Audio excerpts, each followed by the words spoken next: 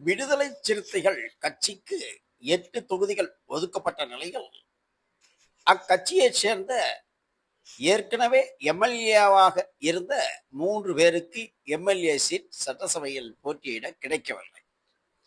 இந்த நிலையில் 8 தொகுதிகளில் காட்டுமன்னார் தொகுதியில் திருமாவளவன் போட்டியிடுவதாக அறிவிக்கப்பட்டு தான் மாநில அரசியலில் கவனம் செலுத்தப் போவதாகவும் பேட்டியளித்திருந்தார்.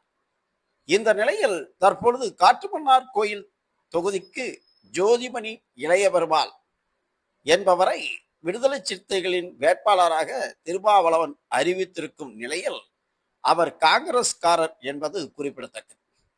இவர் ஒருமுறை எம்எல்ஏ ஆகவும் 20 ஆண்டு காலம் எம்பியாகவும் காங்கிரஸ் சார்பில் பணியாற்றியவர் என்பது குறிப்பிடத்தக்கது.